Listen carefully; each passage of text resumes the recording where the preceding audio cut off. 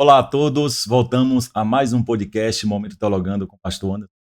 E hoje, nada todo especial, vamos tratar de um assunto muito importante para toda a comunidade cristã, e é sobre crianças autistas dentro da igreja, como lidar com elas. Já já eu te apresento minha convidada, mas antes disso quero falar com você que não é ainda inscrito no canal aqui no YouTube. Aí embaixo do vídeo você vai ver aí inscrever-se, clica lá, se inscreve, ativa o sininho para que toda vez que eu publicar um vídeo novo, você seja comunicado, alertado que tem um vídeo novo no canal e você pode assistir todo o conteúdo. Comente o que você acha desse tema, quais as dicas, quais orientações, curiosidades. Deixe seu comentário e nós vamos, na medida do possível, com todo carinho, responder suas dúvidas e ouvir também suas sugestões e dicas, se você também é um profissional da área, se você tem algum filho que é autista e merece, claro, toda essa atenção, esse cuidado de maneira muito especial, muito carinhosa, e merece todas as nossas crianças autistas, sobretudo aquelas que frequentam, que fazem parte da nossa igreja,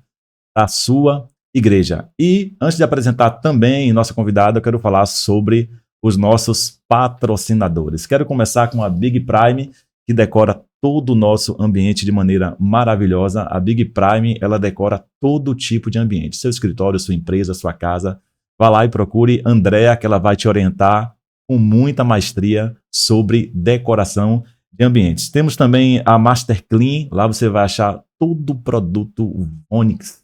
Produto Vonix, a melhor linha de estética automotiva, tudo também para sua piscina, para sua casa, você que prepara aquele produto mais artesanal para vender, comercializar, todos os insumos você acha na Master Clean, que fica na Professora Virgínia, em frente ao motoposto. Também Pink Shop Fitness, a moda fitness feminina que vai na sua casa. Tamires leva a roupa para você provar na sua casa. Williana Conrado, nossa amiga que vai tratar aí da sua pele, do seu corpo, com toda a parte de estética corporal e facial avançada. Picanha Grill, a melhor churrascaria da cidade, você sabe. E Cabide Formen, antiga Cabide Retrô, a melhor loja de moda masculina de Jiquié para lhe vestir muito bem.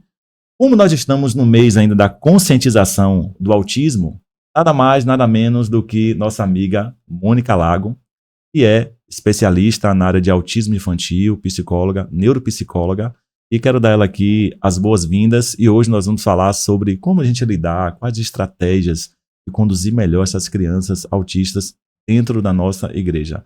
Mônica, seja muito bem-vinda ao podcast com o pastor Anderson Macedo. Obrigada pelo convite. Prazer, né, estar aqui falando de um tema tão importante e parabenizar também por essa iniciativa, porque realmente é muito importante levar a consciência sobre o que é o autismo e também de como lidar com essas dificuldades dentro da igreja, né? Porque isso é inclusão. E estou aqui aberta para responder as perguntas e dúvidas e esclarecer algumas informações sobre o autismo. Muito bom. Mônica, para mim, essa conceituação é importante e também para o público que nos assiste. A gente ouve muito sobre autismo e ouve muitas coisas, mas você, como uma profissional da área, especialista em autismo infantil, uma neuropsicóloga que já tem um trabalho muito consolidado aqui em Jiqué. Qual é o nome da clínica que a senhora atende? Renove Clínica Terapêutica. Renove Clínica Terapêutica. No final, gente, a gente vai dar mais detalhes sobre o trabalho dela, a agenda, a localização e tudo mais. Eu queria que você, com uma ótica profissional, mas de uma forma que o público entenda, uma linguagem mais fácil, mais clara, técnica e ao mesmo tempo mais acessível.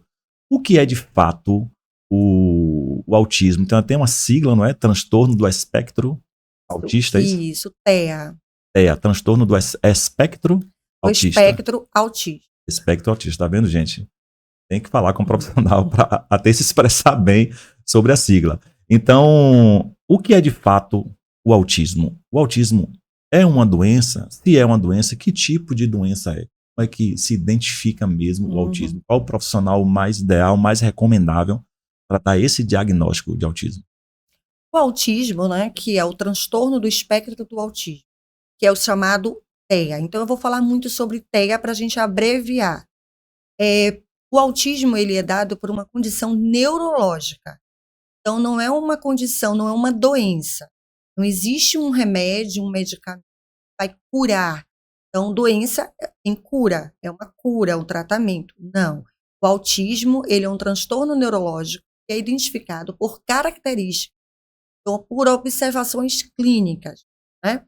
Por exemplo, a criança, para identificar o autismo, a gente precisa observar uma tríade, que é a comunicação, a interação social e o comportamento repetitivo e restritivo.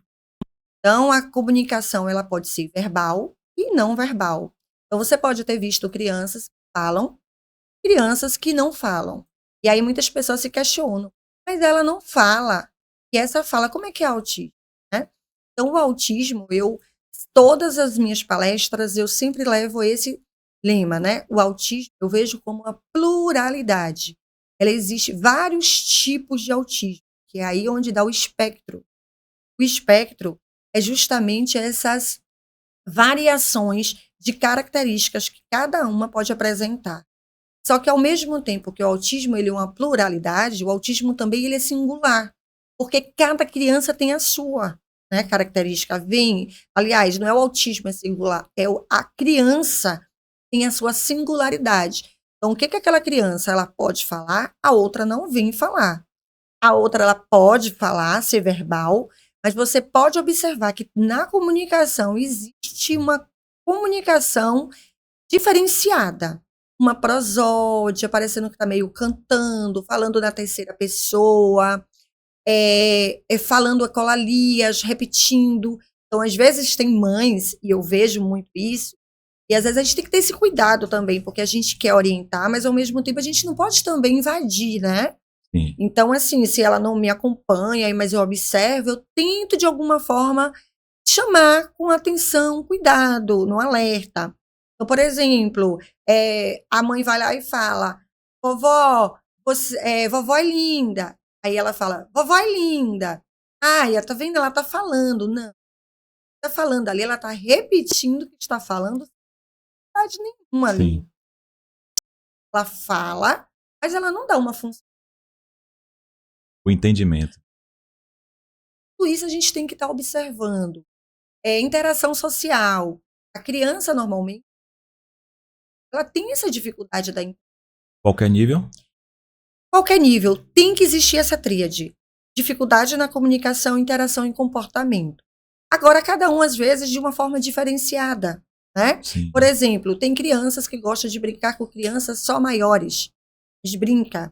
Tem criança que ela tá ali, mas está no meio sozinha, não quer brincar realmente com ninguém. Mas é dela. E tem outras que não é por falta de vontade de brincar, só tem a dificuldade de interagir. Enquanto o outro está jogando o carrinho, a outra espera que ele também jogue, mas ele não sabe jogar o carrinho para outra criança. Então, ele não dá aquela funcionalidade na interação. Se uma criança, vamos dizer, a gente vai falar agora de neurotípica, né? E atípico, típico e atípico. Uma criança típica, que é uma criança que não apresenta o autismo, ela normalmente se desenvolve pela natureza mesmo, já de te devolver a bola, de te jogar a bola, ela já aprende por imitação, né? E a outra, que é atípica, ela tem a dificuldade de imitar, de observar que aquela bola que veio para ela também tem que devolver. Então, essa é a dificuldade da interação que a gente tem que começar a observar. Então, tem pais que falam assim, mas ela interage, ela gosta de... Pai, não é uma questão de gostar. Vamos lá. Aí eu busco exemplos, eu digo sim, mas ele tá vendo como ele não tá dando funcionalidade? Aí ele percebe que tem essa dificuldade. Comportamento repetitivo e restritivo. Por exemplo, comportamentos de repetir padrões, de organização, de querer tudo da mesma cor, tudo alinhado, mas nem todo autista vai apresentar esse comportamento. Por exemplo, eu já vi adultos que falam para mim, se eu passar por uma outra rua e não ser aquela que eu costumo passar, eu me desorganizo inteiro. Tem que ser um padrão para ele. Né? E aí as pessoas não entendem, por que não pode passar por aqui? Não, porque tem que ser daquele jeito. Então, assim, tem que observar. Mas uma coisa só também não anula toda, né?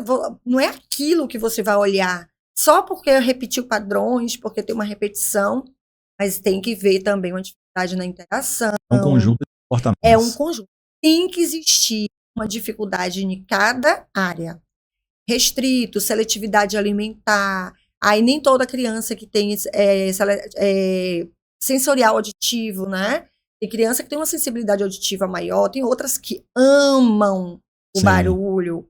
Eu já atendi na PAI, eu já trabalhei na PAI, lá eu vi muita experiência disso.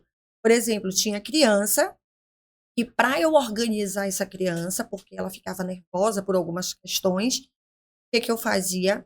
Ela gostava do sensorial, de sentir. Às vezes a gente trabalha, sabe aquelas buchas vegetal? Sim. Bucha vegetal, alguma coisa áspera, para passar na pele. Porque ela precisava sentir aquele toque. Às vezes outros se incomodam. Isso. Tem outros que se eu pegar assim, dói, incomodam. Então você vê que está dentro do espectro. Existe todo, porque tudo tem que ter também uma intensidade. Né? A gente pode, o giz passa no quadro, a gente faz uai, não é? Aquela coisa incomoda. Mas eu não só vou olhar só aquilo, eu tenho que olhar todas essas áreas que eu também sinalizei. Então é interessante a pessoa, baseado nesse conceito, muito bom, muito claro, a pessoa que acompanha, que convive com essa criança autista, ter esse conhecimento desses aspectos, desses comportamentos, o que incomoda, o que não incomoda, o que ele gosta, o que ele não gosta. Quanto mais o pai, a mãe ou o adulto que acompanha aquela criança obter essas informações, vai facilitar o desenvolvimento dessa criança. Sim, o tratamento, a condução. Isso. Por exemplo, pastor Anderson, em relação quanto mais cedo se tem um diagnóstico, mais desenvolvimento tem para essa criança. Como eu falei no início, não é uma cura porque não é uma doença. Sim. Mas tem as intervenções, né? A forma de você trabalhar e desenvolver essa criança. Então, por exemplo, quando é bebê, a criança está lá bebê, não é que a mãe vai criar também uma neurose de ficar preocupada, não. Mas não pode deixar de observar os sinais. Está mamando, observa se essa criança está tendo uma interação com você, olhando para você. Observa se quando o pai chega e fala, papai, se ela busca a tua voz, isso é interação. Então, se aquela criança não está tendo essa interação, não está tendo... Então, já começa a observar os sinais. Não seja, porque é difícil, né? Mas com 18 meses, por exemplo, você já começa a observar muitos sinais mais claros.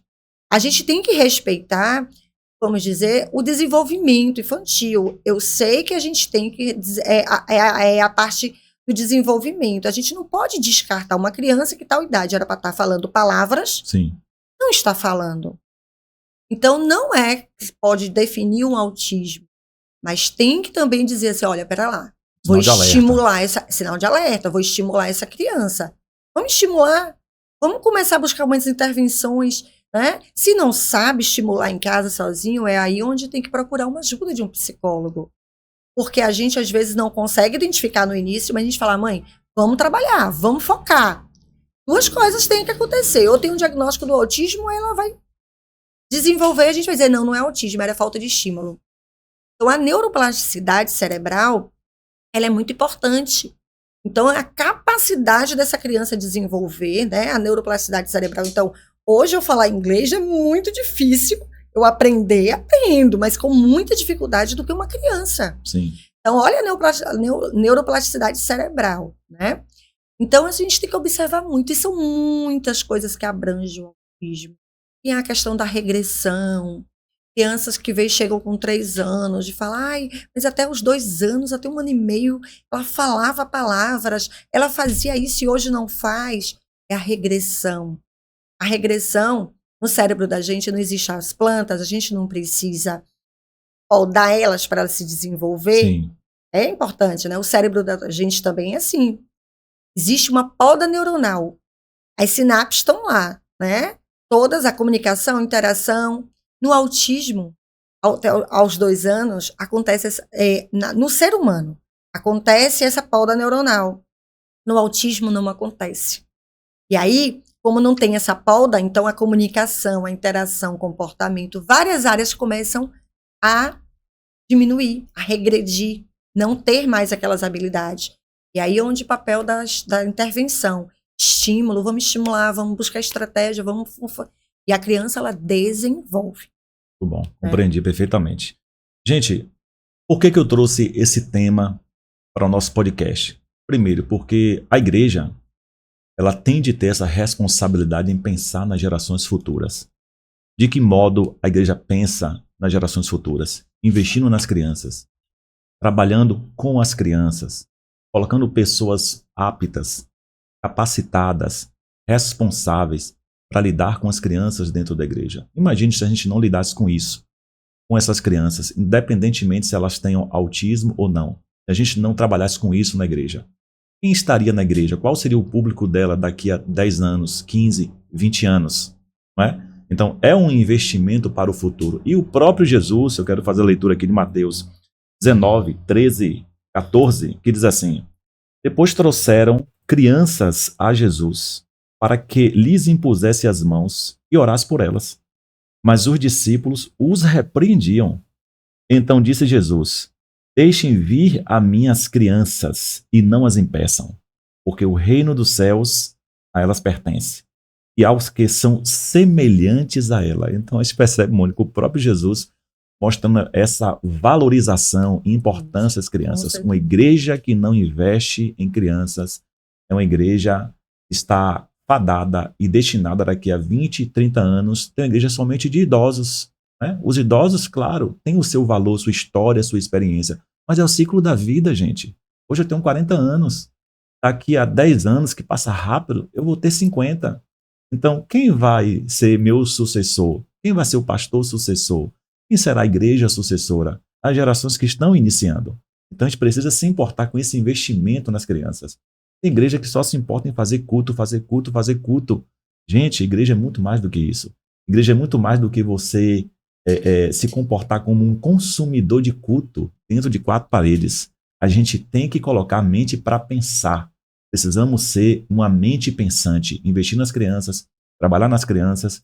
Inclusive, Mônica, lá na igreja onde eu pastoreio, que é a segunda igreja metodista wesleyana, na Avenida Franja de Onde, Quezinho, as mulheres que lidam com nossas crianças são mulheres capacitadas, tanto elas como as que auxiliam elas. Nós temos lá pedagogas, psicopedagogas, pessoas que sabem lidar com isso, já têm essa experiência, que desenvolvem... Que isso é inclusão, né? Exatamente, e temos lá crianças autistas que são filhos ou sobrinhos, netos de pessoas que congregam lá. Algumas são visitantes que vêm, as professoras já sabem e têm esse tato já de conduzir com todo cuidado, todo carinho, toda atenção essas crianças autistas. Mas, Mônica, eu quero te perguntar uma coisa.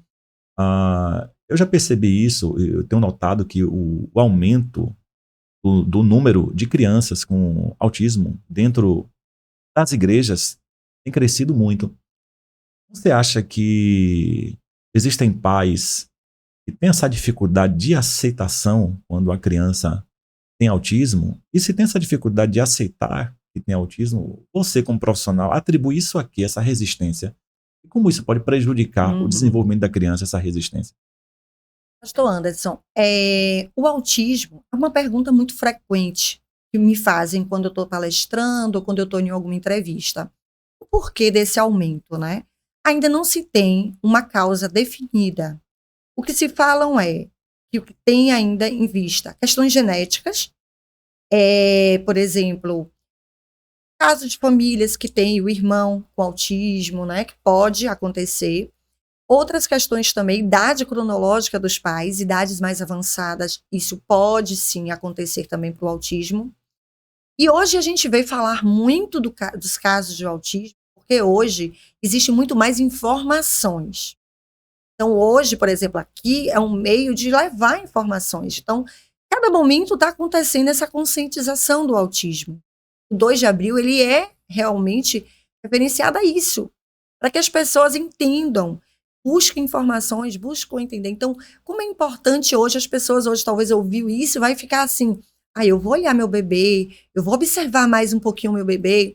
Então, sabendo os sinais, sabendo características, informações, eles ficam mais atentos. Então, a consciência que leva dessas famílias a observarem mais, né? Mas realmente, e também os profissionais capacitados. Antigamente não existia tantos profissionais capacitados, né? Tanto psicólogos, neuropsicólogos fazendo avaliações. Então já existia, mas hoje está muito maior o número de pessoas capacitadas para se dar um diagnóstico. E a questão dos pais, existe também realmente a negação. A fase da negação, o luto, de não aceitar. Infelizmente, muito da maioria são os pais. Os pais abandonam lá. Abandonam quando vê a dificuldade, a mulher se vê sozinha. Então, hoje é um peso para uma mulher, né? Porque ela, às vezes, a maioria das pesquisas indicam que a mulher fica sozinha com os filhos. E eu tenho pacientes isso, famílias que já me trazem isso. E os pais, ele tem uma negação, por quê? Quando eu sou mãe, você é pai, né? E a gente tem um filho, a gente imagina várias coisas, a gente projeta jogando bola, a gente projeta fazendo coisas, a gente quer aquele filho daquele jeito. Eu não vou ser hipócrita nem você, que a gente não queria, ninguém quer o filho, né, com dificuldades, com autismo.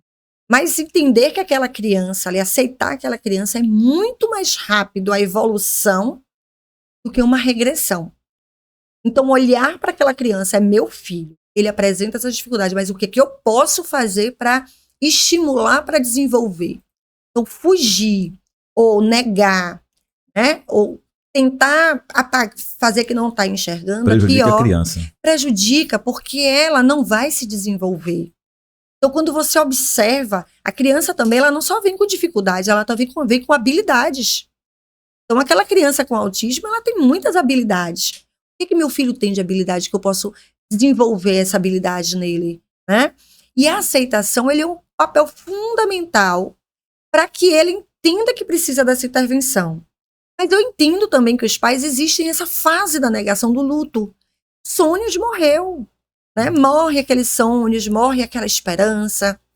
Mas aí a importância da terapia, a importância desse acompanhamento, porque aí ele vai trazer uma nova forma de ressignificar essa criança, tá? Meu filho não pode ser aquilo que eu queria, mas ele vai ser aquilo que ele traz com ele. Sim. Habilidades. E o que tem de dificuldade, eu vou amenizar aquilo ali para ele. E botar, porque eu já vi crianças de quadro, por exemplo, de moderado, que não falava e vi falar, né? E não ter aquela esperança, ai, meu filho não fala, e os pais lutarem ali e desenvolver uma interação legal. Sempre vai haver a dificuldade, porque nunca sai do quadro do autismo, mas você sai do quadro do nível, né? Então, você pode ter o nível 1, que a gente nem falou, né? Nível 1, nível 2, nível 3. O nível 1, ele é quando o intelectual dele é preservado e ele é verbal, ele fala. Tem que existir a comunicação. Né? O nível 2, ele não tem a comunicação. Ele não fala, ele é não verbal. Então, já é o quadro 2. O quadro 3 é o grave. É o que chama de severo? É o severo. Mas por quê? Porque vem com comorbidades. Por exemplo, deficiência intelectual, né? Vem com outras, retardo mental, ou vem com outras comorbidades que tiram o intelectual dessa criança. Entendi. Tem uma dificuldade na cognição dela. Então, aí, quadro 3. Mas uma criança bem estimulada, principalmente quanto mais cedo, como eu falei, ela tem toda a capacidade de sair de um quadro para ir para outro. Então, isso é a consciência, isso é a aceitação. E que os pais não se envergonhem, né? Então, eu vejo a luta das mães, como a gente vai entrar aqui, né, no meio da igreja, nas estratégias. É um peso para os pais, às vezes, não é só as crianças, são o julgamento das pessoas, a forma como as pessoas não ajudam, não colaboram. E aí é um papel fundamental meu, seu, como a gente está buscando essa consciência de não julgar aquela criança quando ela se desorganiza e cai no chão. Sim. Não dizer para aquela mãe que é uma falta de criação, que é mal educada. Palavras pejorativas, maluco, maluca. Não é? E aí a pessoa vai dizer, esse menino é doido, esse é ali. Ou então, ai, que pena dele. Isso machuca a mãe, porque criança não tem que ter pena. Nenhum ser humano a gente tem que ter pena, né? Então não é pena. Olha, ela tá com dificuldade, olha, se ela caiu no chão ali da igreja, gritou alguma coisa, desorganizou ela. Ou som alto, muitas pessoas. Mas aí é onde a gente tem que parar de olhar, de olhar e ajudar a buscar entender o que eu posso fazer para ajudar essa mãe aqui agora, essa criança se organize melhor. né? Então, a igreja ou qualquer outro lugar, ela tem que ter esse aspecto para não levar essa carga maior ainda para esses pais. E os pais têm vergonha, às vezes, por isso, porque querem que os filhos sejam iguais aos outros. Ou do julgamento das pessoas. Ou do julgamento. Mônica, é muito importante essa fala sua, porque eu quero aqui, e nesse momento eu quero focar bem na minha câmera para dizer algo. Na verdade, eu vou dizer aqui, é uma repreensão. Quero prender as pessoas que dentro da igreja, ou talvez um líder, sem esclarecimento, trata mal essas crianças quando observam comportamento fora do padrão normal delas na igreja, não é? Não faça isso. Faça isso, primeiro, porque desagrada a Deus. Segundo, isso vai totalmente contra os princípios cristãos. E terceiro, já presenciei, inclusive já ouvi testemunho de mães que estavam tendo dificuldade de voltar em determinada igreja porque percebeu que o seu filho foi destratado por uma pessoa da igreja que se incomodou com o comportamento dela. E olha que não era um autista digamos, nível 3, severo. Não. E era uma criança de aproximadamente 4 ou 5 anos. Então, é inadmissível uma criança dentro da igreja ser destratada ou tratada com discriminação, qualquer tipo de preconceito, indiferença, pelo fato dela ter autismo. Isso não pode, gente, acontecer na igreja de maneira nenhuma. A igreja é uma comunidade que vem para mostrar a diferença no seu tratamento, no seu comportamento, nas suas relações interpessoais, em tudo se falando que se refere à vida, a pessoas, à comunidade, à sociedade. A igreja tem de ser um exemplo. Então, esse tipo de tratamento não pode acontecer. Então, invista na sua igreja, procure saber as pessoas, principalmente, parece que mulher tem um tato melhor com isso, né?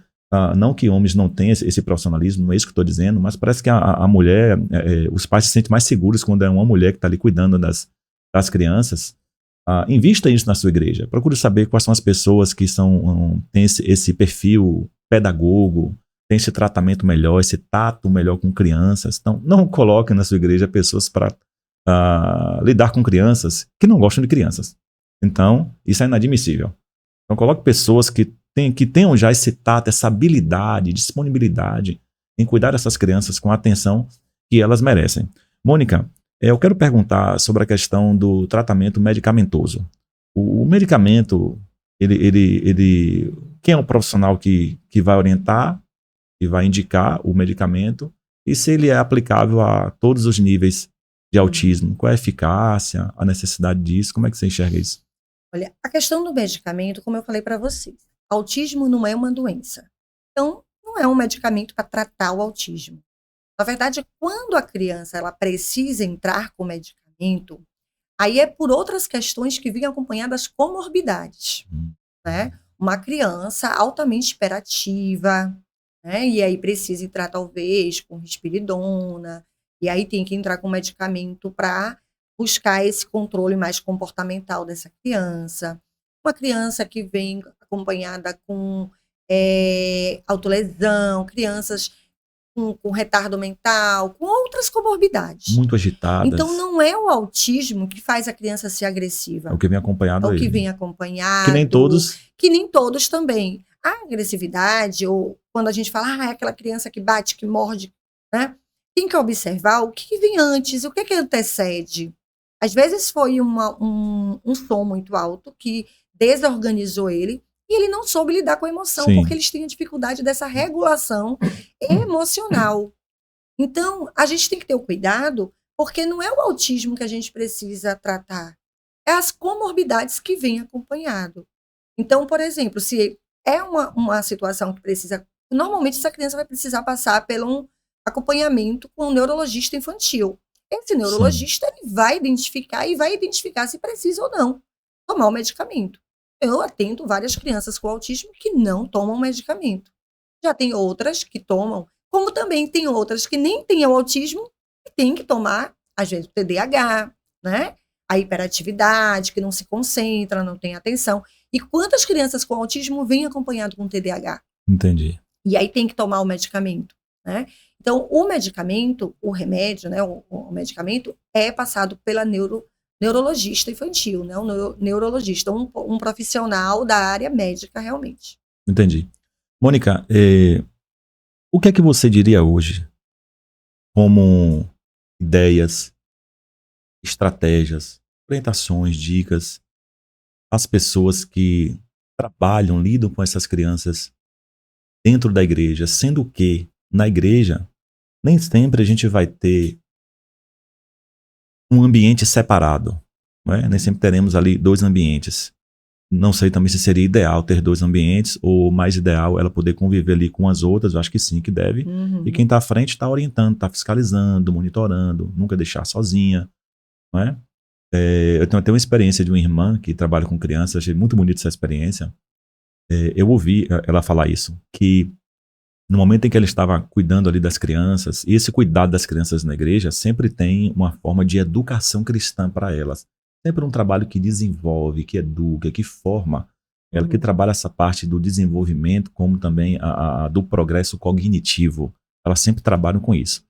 E junto com essas crianças tinha uma criança autista e que ela estava tendo dificuldade de se controlar ali, de se comportar bem com as outras crianças. E ela disse que naquele momento ela orou a Deus e disse: Senhor, me dê sabedoria, me dê uma estratégia. O que é que eu faço para lidar com ela nesse momento? E naquele momento Deus deu uma luz a ela, uma ideia, e ela conduziu essa ideia, aplicou na criança, e a criança naquele momento se adaptou àquela ideia. Então, algo sobrenatural realmente acontece. Se adaptou, a criança se acalmou e conseguiu ali trabalhar junto com as demais. Então ela teve esse direcionamento de Deus aí, através de um ato de sabedoria para ela aplicar bem. Então, nem sempre, Mônica, a gente vai ter ali um ambiente separado também. Não sei se seria o ideal separado, eu acho que não. Tem que estar junto, mas com um adulto que saiba lidar com aquilo, não é? Então, quais são as dicas, orientações, estratégias que você pode sugerir para essas pessoas que trabalham com isso, que está ali com uma criança autista e às vezes junto com 10 que não são autistas? Como é que ela conseguiria lidar com isso aí? Quais são suas orientações? Primeiro, o acolhimento da igreja é acolher também esses pais, né? Como a gente falou. Não só as crianças, mas os pais. Os pais, são os pais, né? A gente precisa acolher eles. Mostrar para eles que eles não estão sozinhos ali. Sim. Mas que vocês estão com ele, né? Que a igreja está com ele. E que vocês vão fazer junto, que ali é um grupo.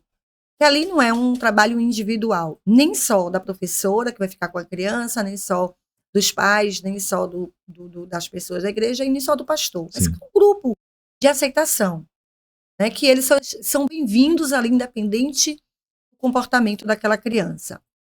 Segundo, a gente precisa conhecer a criança.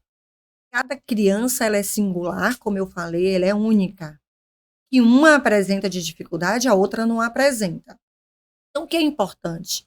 É trazer mais esses pais para vocês, buscar desses pais como é essa criança, o que acalma ela, qual é o comportamento dela. Sabe aquela anamnese que a gente faz, os psicólogos fazem? Sim. É bem parecido. É fazer uma ficha Um tipo de investigação sobre a criança. Ela tem uma sensibilidade auditiva? Ela gosta de barulho? Ela não gosta? Ela se incomoda com muitas pessoas? Ela não gosta? Como é importante, a gente só consegue ajudar o outro conhecendo, né? Então a gente precisa primeiro conhecer essa criança. Porque o que uma apresenta, a outra pode não apresentar. E aí você vai fazer o que uma outra, só porque tem o autismo e vai apresentar para os dois? Não. Então primeiro a gente precisa buscar essas informações dos pais. E isso já calma os pais, porque a gente já mostra um acolhimento. Ele fala, eu não estou sozinho, olha, está tentando me ajudar. Isso já é importante. Segundo, é a integração com as outras crianças. Ou seja, é fazer, vamos dizer, uma psicoeducação, que a gente fala, com as outras crianças típicas. Mostrando para ela que vai ter tal criancinha aqui, que tal criança tem uma diferença. Né? Mostrar sobre as deficiências, porque elas precisam também ter essa aceitação. Então, colocar uma criança na sala, mas a outra não ter consciência que a criança está com dificuldade sensorial ou que não sabe brincar, a outra vai pensar que não quer brincar e fica com raiva e quer bater, porque não jogou a bola. Sim. Então, tem que trabalhar com as outras crianças, fazer elas entenderem o diferente. buscar ela entender o que é diferente. Então tem que ter essa palestra, essa psicoeducação dinâmica, para que ela entenda, para que ela aceite. E isso não era só na igreja. Isso deveria ter dentro da escola também. Sim. Né? Isso a escola deveria ter também, todos os ambientes deveriam ter essa consciência de... Isso é inclusão para mim. Isso aí é inclusão, é incluir. Porque é fácil dizer assim, inclusão, vou me incluir, aceitar essa criança na escola, aceitar na igreja. Só aceitar? E o peso? O que está sendo feito? O que está sendo feito? Tá? Então, isso que vocês estão fazendo aqui nesse momento de buscar o conhecimento para a igreja é a inclusão, de verdade. É quando você busca entender o que eu posso fazer por isso, né? E mudar realmente, colocar em prática. Então, preparar as crianças para a chegada dessa criança com essas dificuldades. Outro ponto também importante é a preparação da igreja. Por exemplo, informações sobre as necessidades de cada criança. Então, a equipe também, né? Aquela questão da equipe, por exemplo, como você falou, não é obrigado porque eu preciso aceitar a criança com autismo, eu tenho que trabalhar com ela. A gente tem que ter um respeito também, entender. Por exemplo, existem psicólogos que não trabalham com autismo. Mas é um direito deles, eles não se identificam, não que eles não gostam e não respeitam, porque eles não querem estudar. E eu acho isso muito profissional, do que ser psicólogo e só por ganhar dinheiro vem a criança, vem a criança. Só pelo retorno financeiro. Só pelo retorno financeiro e não sabe, e não se capacita, não busca informações. Tem que ter amor pela profissão. Tem que ter o amor pela profissão. Então, se eu escolhi onde eu estou, é porque eu amo o que eu faço, eu me identifiquei, eu gostei, desde a minha formação. Meu TCC foi sobre o autismo. Eu digo que eu não procurei o autismo me achou também. Aliás, sabe, é uma coisa assim que eu me encontrei, foi um amor à primeira vista. Então, quando a gente faz o que ama, a gente não é bom? A gente é bom naquilo que a gente ama. Eu faço o que você ama. Se você quer ser professor da escola bíblica ou quer trabalhar na igreja, como louvor, escola ou de adulto ou de adolescente, vá para onde? Aquele caminho que você se identifica. E abre espaço para aqueles que têm vontade de crescer naquilo ali. Então, você gosta, faça, porque é prazeroso, é muito bom. Então, preparar essa equipe, como você falou, é buscar entender, eu estou com essa criança com autismo, tá? Eu vou trabalhar isso, olha, saber o sintoma, as características, né? Observar essa criança, observar também uma dificuldade nela, e com jeito sinalizar ao pastor, ou os pais, porque isso é tão importante, porque ele está com a interação com a dificuldade. Olha como é importante fazer esse pai ter uma consciência sobre isso. Talvez o pai não esteja observando, mas aí está um olhar diferenciado. Filha, será que não seria importante procurar uma ajuda? Só para a gente investigar o porquê que ele não gosta de brincar, o porquê que esse barulho está incomodando tanto ele. Então, isso é importante. E outro ponto fundamental também é a questão da sensibilidade auditiva. Então, a gente precisa entender que aquela criança que precisa, aquela bateria, aquele som, ele é muito barulho para ele. Mas também a igreja não vai poder tirar a bateria, porque a gente tem que ser inclusão, mas não só para deficiência, para criança típica. Os típicos também querem. Então, a gente tem que entender o que é que eu posso fazer. Porque essa criança, ela não só vai ir para a igreja, vamos dizer, tira a bateria, mas em outros lugares vai ter focos, vai ter outro. Então, né, a gente dentro da terapia, a gente trabalha a dessensibilização sistemática. Sim. Fazer essa criança aos poucos e conseguindo dessensibilizar essa questão auditiva. Mas eu sei que é um aspecto muito grande para ele. Use fone de ouvido para abafar, um abafamento mais auditivo.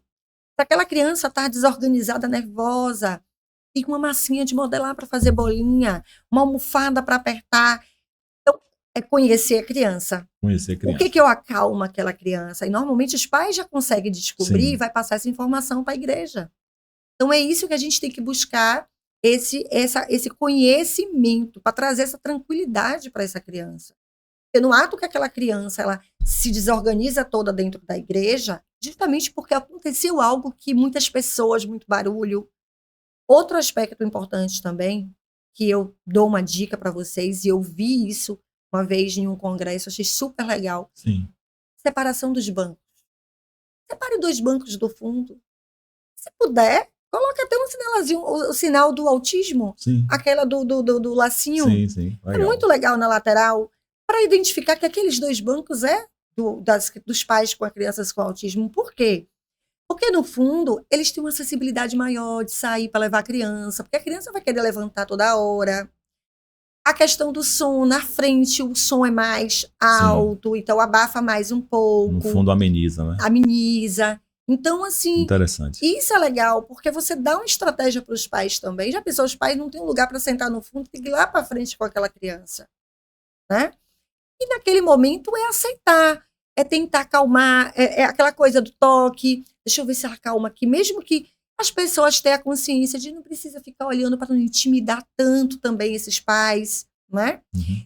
São muitas estratégias que a gente pode buscar, assim. Essas, para mim, são as mais importantes para conseguir incluir essa criança. Muito bom. Lá na nossa igreja, inclusive, tem uma criança, ela tem autismo, na verdade, acho que a tia que leva, é sobrinho dela.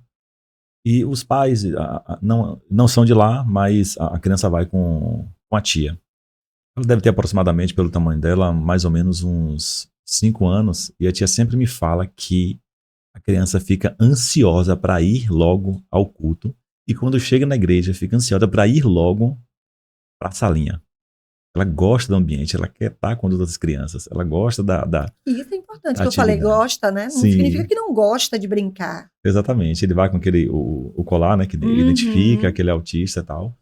E ele se dá muito bem. Eu acho legal porque isso faz com que a criança cresça e se desenvolva bem, não é? O fato de já conhecer que ela gosta de estar ali. Então a importância do pai, se a criança quer, aquilo faz bem a ela, Claro. leve. Então eu entro com o que aqui agora? A frequência e a constância dos pais. Então, pais que têm crianças autistas, sejam mais frequentes na igreja, mais constantes, que vai ser um ambiente... Não fuja, né? Que não é fugir que vai ter um resultado. Exatamente. Né? Deixar a criança em casa. Sim, vai ter um desenvolvimento. Então, se o pai não tem essa frequência, a criança vai sair desse ambiente. Ainda mais quando a criança quer estar ali, ela gosta, vai fazer bem a ela. Então, a gente tem essa dificuldade, às vezes, pela falta de frequência e de constância dos próprios pais, e aí deixa de aplicar um progresso ali na vida da criança. Outra coisa, Mônica, que eu sempre me atento em estar avisando antes delas irem à sala das crianças com os professores, e eu não sei se isso comigo é um defeito ou se é uma qualidade. O bem perfeccionista. Sou metódico, eu observo os detalhes. Então, constantemente eu falo, pais, antes de ir para a salinha, se o seu filho tem alguma restrição de comportamento, restrição alimentar, algum tipo de alergia, às vezes tem alergia à massinha, comunique ao professor. Verdade.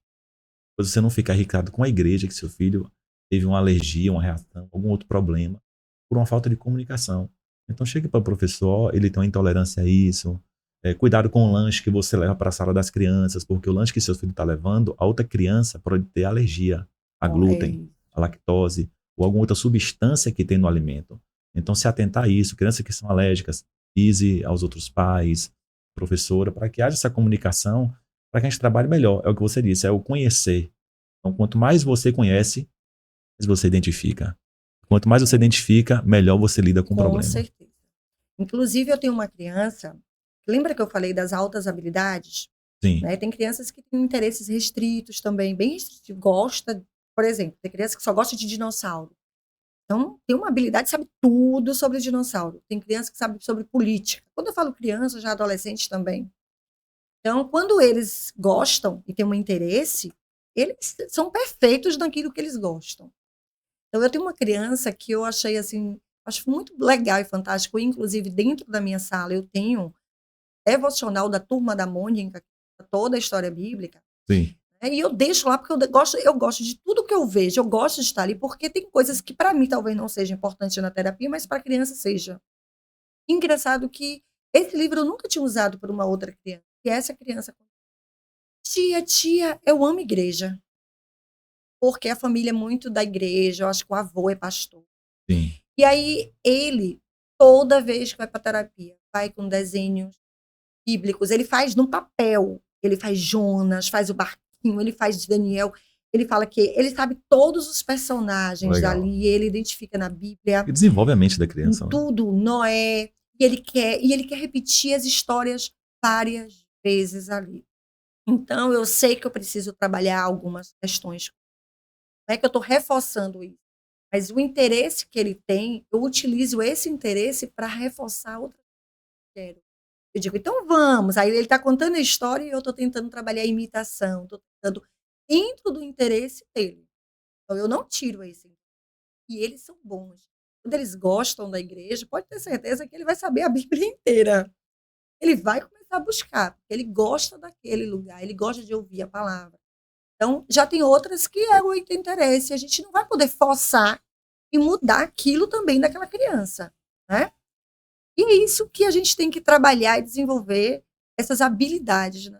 A aceitação a inclusão é isso, é começar a trazer essas crianças para a gente dentro do que elas têm ali as possibilidades. Muito bom, excelente. Mônica, a gente está chegando ao final do nosso podcast e, para finalizar, eu gostaria que você falasse sobre seu trabalho. Onde você atende, horários, dias, se você atende mais de um local. Fale também sobre o Instagram. Quero que as pessoas sigam seu Instagram, vejam seu conteúdo, sua agenda e como as pessoas conseguem manter contato com você para esse agendamento. Eu tenho uma clínica, né? Eu sou proprietária da clínica da Renove Clínica Terapêutica. Lá a gente tem profissionais competentes, temos psicólogos, temos psiquiatra, nutricionistas, psicopedagogos. Então, temos uma equipe, né? Profissionais lá, muito competentes. Neuropsicólogos. Eu sou psicóloga e neuropsicóloga, mas no momento eu atuo mais como intervenção. Eu gosto mais de trabalhar as intervenções. E também faço as avaliações do autismo. Sim. Né? Quando eu vejo que é outras avaliações, eu encaminho para o neuropsicólogo que está apto para a bateria de testes. Perfeito. Porque eu tenho a especialização, mas não atuo nessa área. Lembra que eu falei? Sim. A gente atua naquilo que a gente gosta, Sim. do que a gente quer, né? E trabalho com crianças e adolescentes, típicas e atípicas. Estava trabalhando ultimamente, um tempo atrás, com adultos também. Mas, lembra? Meu caminho, eu sempre me pedia o direcionamento a Deus. Quero aquilo. Eu não estou dando conta de tudo, eu vou para aquilo que eu amo. Então, hoje, os atendimentos adultos, eu tenho profissionais lá que eu encaminho, passo para outro profissional e as crianças e adolescentes comigo. A gente funciona manhã e tarde, de 8 às 18 horas, aos sábados também. Temos uma agenda assim, bem legal para adaptar para qualquer pessoa que queira e que tenha interesse. Sim. Meu Instagram é Mônica Lago Psi. E lá também tem um contato do WhatsApp. Né? Você entrando no link lá, você Instagram consegue também. A localização da clínica. A localização ela fica referência? Na rua Álvares Cabral, número 32. Fica ali próximo ao Corpo de Bombeiro. Próximo ao Corpo de Bombeiro. Um prédio, edifício Almeida Filho. Ótimo. O primeiro andar. De qualquer modo, no seu Instagram, repete o Instagram, por favor. Mônica Lago Psi. Pronto, gente. No Instagram dela, você vê lá os contatos, você também tem esse contato. Se você tiver dúvida, você consegue localizar endereço, ponto de referência, agendamento. Siga lá o conteúdo de Mônica Lago. Tenho certeza que você vai ser muito abençoado e ser muito bem instruído e orientado também através do Instagram dela. Mônica, quero te agradecer pela sua participação, por esse esclarecimento. Eu também aprendi muita coisa que não sabia e é importante para mim, como pastor, saber ter esse conhecimento para lidar melhor com isso, preparar isso melhor. Inclusive, vou preparar também na nossa igreja um treinamento de capacitação para professores do infantil e a gente vai fazer um tipo de mesa redonda para dialogar com vários profissionais, para que pessoas de outras igrejas também tenham acesso a essa orientação, tanto voltado para crianças de um modo geral, que não são autistas, como incluindo também as crianças que são autistas, com estratégias, ideias, dicas. Acho que é importante esse momento, essa capacitação. Muito obrigado pela sua participação, pela sua disponibilidade de tempo. Eu espero ter aqui em outros momentos para a gente tratar aí desse assunto, porque é muito vasto. Então tem muita coisa que a gente tem para falar sobre esse assunto. Eu também agradeço, né, novamente pela oportunidade e gostaria muito também de falar para os pais, né, para todas as pessoas que têm a criança com autismo. E o diagnóstico, ele não define a criança, é apenas um diagnóstico. os pais entendam que a criança, ela não é definida pelo diagnóstico, mas pela 1000 possibilidades que vem acompanhando essa criança, possibilidades de crescimento e de desenvolvimento. Mônica, obrigado.